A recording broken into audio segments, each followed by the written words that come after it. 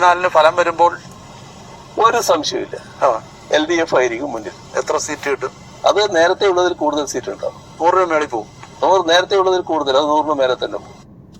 എന്റെ പ്രിയ സുഹൃത്തുക്കളെ, പിണറായി വിജയനോളം LDF ഒരാൾക്കും കോൺഫിഡൻസ് ഇല്ല എന്ന് ഞാൻ പറയും. ഇലക്ഷൻ കഴിഞ്ഞ് വോട്ട് പെട്ടിയിലായതിനു ശേഷം, അങ്ങനെയാണ് ഒരു സാധാരണ പറയുന്ന രീതി, പെട്ടിയിലായതിനു ശേഷം LDF ആൾക്കാരുടെ മുഖം മുഴുവൻ മങ്ങിക്കെടുക്കുകയാണ്. എല്ലാവരും പരിപൂർണ്ണ നിശബ്ദരാണ്. കുടുങ്ങിപ്പോയോ എന്ന് പറയുന്ന ഒരു കൺഫ്യൂഷൻ. ഇത്രയധികം ചെയ്തിട്ടും നമ്മൾ പരാജയപ്പെട്ടു പോകുമോ എന്ന് പറയുന്ന കൺഫ്യൂഷൻ ഉള്ള സമയത്തും പിണറായി വിജയൻ എന്ന് പറയുന്ന മനുഷ്യൻ മുന്നോട്ട് വയ്ക്കുന്നത് 100-ലപ്പുറം സീറ്റില് തീർച്ചയായിട്ടും മൂന്നാമതും ഈ ഗവൺമെന്റ് വരും, ഒരു LDF ഗവൺമെന്റ് മൂന്നാമതും വരും എന്നാണ്. ഇതേ കോൺഫിഡൻസ് തന്നെയാണ് തൊട്ടപ്പുറത്തും. ഞാൻ ഈ വീഡിയോ ഒക്കെ ചെയ്യുമ്പോൾ എന്റെ പ്രിയപ്പെട്ട സുഹൃത്തുക്കളെ, ചില ആളുകൾക്ക് നൗഫലിനെ പോലെ ചില സുഹൃത്തുക്കളൊക്കെ ഉണ്ട്, സുഹൈലിനെ പോലെ എന്റെ പ്രിയപ്പെട്ട സുഹൃത്തുക്കളൊക്കെ ഉണ്ട്, ലീഗുകാരാണ്. അവരൊക്കെ പറയുന്നത്, നിങ്ങൾ നോക്കണ്ട, ഇലക്ഷൻ കഴിയട്ടെ, 4-ാം തീയതി കഴിയട്ടെ, എന്റെ ചാനലിന്റെ താഴത്തൊക്കെ ഞങ്ങൾ തെറിപൂരം വരുന്നുണ്ട്, എനിക്ക് കാണാമടാ, നീ ഇവിടെ തന്നെ ഉണ്ടാവണം എന്ന് പറയുന്ന പല വർത്തമാനങ്ങളും ഞാൻ കേൾക്കുന്നുണ്ട്. നമ്മുടെ അഭിപ്രായങ്ങൾ നമ്മൾ രേഖപ്പെടുത്തുമ്പോൾ അതിനെതിരെയായിട്ടുള്ള ആക്ഷേപങ്ങളും പരിഹാസങ്ങളൊക്കെ ഉണ്ടാവുക എന്ന് പറയുന്നത് സ്വാഭാവികമാണ്. പക്ഷേ ഞാൻ ഇപ്പോഴും പറഞ്ഞു വെക്കുന്നത്, ഒരുപക്ഷെ ഈ വീഡിയോ ഒക്കെ ചെയ്തുകൊണ്ടിരിക്കുമ്പോൾ എന്റെ നിരീക്ഷണത്തിൽ പോലും എനിക്ക് പോലും ചിന്തിക്കാൻ കഴിയാത്തൊരു സംഗതിയാണ്, എന്തുകൊണ്ടാണ് ഈ ചെങ്ങാതി ഇങ്ങനെ ചിന്തിക്കുന്നത്? പിണറായി വിജയൻ ആലോചിക്കും 100-ലപ്പുറം സീറ്റ് തീർച്ചയായിട്ടും കഴിഞ്ഞ തവണ കിട്ടിയതിനേക്കാൾ, 90 അല്ലേ, കഴിഞ്ഞ തവണ കിട്ടിയതിനേക്കാൾ കൂടുതൽ കിട്ടുമെന്നുള്ളതാണ്. ഇപ്പോഴത്തെ ഒരു പുതിയ വാർത്ത കൂടി വന്നിരിക്കുന്നു. ഇലക്ഷൻ കഴിഞ്ഞ് റിസൾട്ട് വന്ന് 5-ാം തീയതി ഇതിന്റെ പ്രഖ്യാപനത്തിനോ ഇതിന്റെ മന്ത്രിസഭാ രൂപീകരണത്തിനോ എന്തിനാണെന്നറിയില്ല, പന്തല് കെട്ടാനായി ഇത് ആഹ്വാനം ചെയ്തിരിക്കുന്നു പിണറായി വിജയൻ. കേട്ടോക്കി. ഭരണ തുടർച്ച ഉറപ്പിച്ച് പിണറായി മെയ് 5-ന് പന്തലിടാൻ നിർദ്ദേശം എന്നുള്ളതാണ് റിപ്പോർട്ട്. തിരുവനന്തപുരത്ത് നിന്നും S. നാരായണൻ റിപ്പോർട്ട് ചെയ്യുകയാണ്. നിയമസഭാ തെരഞ്ഞെടുപ്പ് ഫലം പുറത്തുവരാൻ ഒരാഴ്ച മാത്രം ശേഷിക്കെ ഭരണ തുടർച്ച ഉറപ്പിച്ച് മുഖ്യമന്ത്രി പിണറായി വിജയൻ വോട്ടെണ്ണൽ ദിനമായ മെയ് 4-ന് പിറ്റേന്ന് തന്നെ സത്യപ്രതിജ്ഞയ്ക്ക് പന്തലിടാൻ നിർദ്ദേശം നൽകിയെന്നാണ്. എങ്ങനെയുണ്ട്? 4-ാം തീയതി റിസൾട്ട് വന്നാൽ 5-ാം തീയതി സത്യപ്രതിജ്ഞയ്ക്ക് പന്തലിടാൻ നിർദ്ദേശം എന്ന് പറഞ്ഞിട്ടൊരു വാർത്ത. S. നാരായണൻ എന്ന് പറയുന്ന ഒരു മനുഷ്യൻ തിരുവനന്തപുരത്താണ് ഈ ഒരു വാർത്ത റിപ്പോർട്ട് ചെയ്തിരിക്കുന്നത്. ഭരണ തുടർച്ച ഉറപ്പിച്ച് പിണറായി മെയ് 5-ന് പന്തലിടാൻ നിർദ്ദേശം. യജാതി കോൺഫിഡൻസ് എന്നാണ് എനിക്കിത് മനസ്സിലാവാത്തത്. എന്ത് കോൺഫിഡൻസ് ആണിത്? ഒരു രക്ഷയില്ല. ബാക്കി കേൾക്കണം കേട്ടോ. ഈ റിപ്പോർട്ട് മംഗളം പറയുന്നത് ഭരണ തുടർച്ചയുണ്ടാകുമെന്ന ഇന്റലിജൻസ് റിപ്പോർട്ടും പാർട്ടി തലത്തിലുള്ള വിലയിരുത്തലുകളുമാണ് മുഖ്യമന്ത്രിക്കും CPIM-നും ആത്മവിശ്വാസമേകുന്നത് എന്നും ഈ റിപ്പോർട്ടിൽ പറയുന്നു. പ്രമുഖ ചാനലുകളെല്ലാം എക്സിറ്റ് പോൾ സർവേകൾ പൂർത്തിയാക്കിയിട്ടുണ്ട്. എന്നാൽ 4 സംസ്ഥാനങ്ങളിലേക്കുള്ള അവസാന ഘട്ട തെരഞ്ഞെടുപ്പ് നടക്കുന്ന 29-ന് ശേഷമേ സർവേ ഫലം പുറത്തുവിടാനാവൂ. കഴിഞ്ഞ ദിവസം ഒരു മന്ത്രി ഔദ്യോഗിക ഫയലിൽ തീരുമാനമെടുക്കാൻ മുഖ്യമന്ത്രി സന്ദർശിച്ചപ്പോൾ നടന്ന സംഭാഷണം അദ്ദേഹത്തിന്റെ ആത്മവിശ്വാസം വെളിപ്പെടുത്തുന്നതായിരുന്നുവെന്നാണ് മംഗളം ഈ റിപ്പോർട്ടിൽ പറയുന്നത്. എന്തായാലും മംഗളത്തിന്റെ റിപ്പോർട്ടാണ്, അത്യാവശ്യം മാന്യമായിട്ടൊക്കെ ഈ അടുത്ത കാലത്ത് റിപ്പോർട്ട് ചെയ്യുന്നതായിരുന്നു. അത് എന്നും റിപ്പോർട്ട് ചെയ്യുന്നതാണ്. എന്തായാലും ഇതിൽ എത്രത്തോളം സത്യമുണ്ടെന്നൊക്കെ എനിക്ക് മനസ്സിലാവത്തെ. ഏതോ ഒരു മന്ത്രി ഇദ്ദേഹത്തെ സന്ദർശിച്ചപ്പോൾ ഇതിൽ കൂടുതൽ അധികം വിശ്വാസത്തോടെയാണ് പിണറായി വിജയൻ അതിൽ ഇടപെട്ടു എന്നൊക്കെ പറയുന്നു. എന്നാൽ നമ്മുടെ മാധ്യമങ്ങളിൽ മറ്റും വരുന്ന വാർത്തകൾ, ഒരു 24 ന്യൂസിൽ പറയുന്നത് ഭരണ തുടർച്ചയിൽ CPM-ന് ആശങ്കയുണ്ടെന്നാണ്. അതായത് ഭരണ തുടർച്ച കിട്ടാനുള്ള സാധ്യതയില്ല. എനിക്ക് വരുന്ന കോളുകൾ പോലും, സൗഹൃദങ്ങളിൽ നിന്നൊക്കെ എല്ലാം വരുന്ന കോളുകളൊക്കെ പോലും പറയുന്നത് ഒരു കാരണവശാലും LDF ഇനി വരില്ല എന്നുള്ളതാണ്.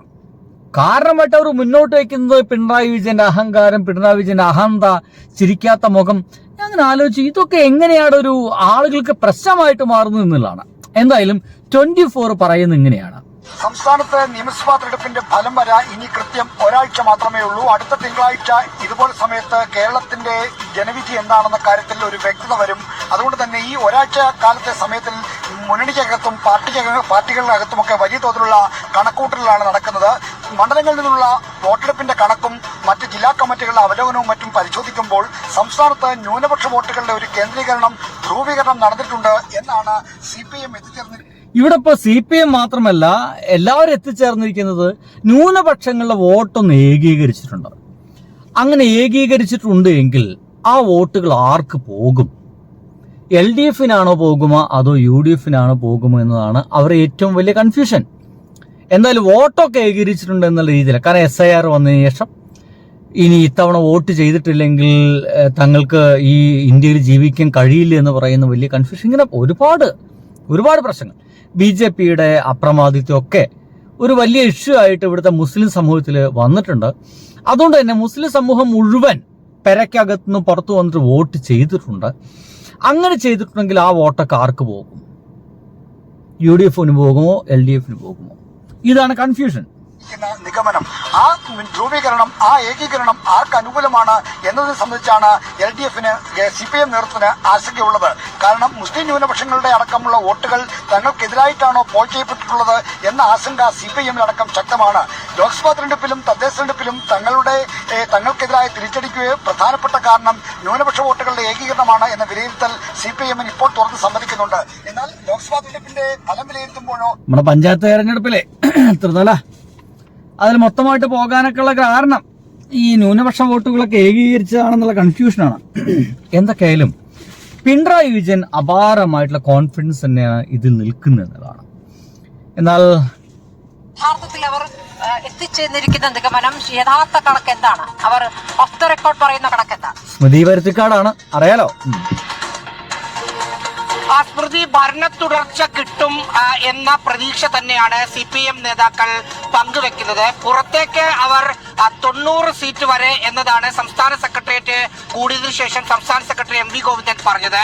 പക്ഷേ ആ സംസ്ഥാന സെക്രട്ടേറിയറ്റിൽ ചർച്ച ചെയ്ത് അവസാനമെത്തിയ കണക്ക് 75 മുതൽ 80 വരെ സീറ്റുകളിൽ വിജയിച്ച് നേരിയ മാർജിനിൽ ഭരണ തുടർച്ച ഉണ്ടാക്കും എന്നതായിരുന്നു ആ സംസ്ഥാന സെക്രട്ടേറിയറ്റ് വിലയിരുത്തിയത്.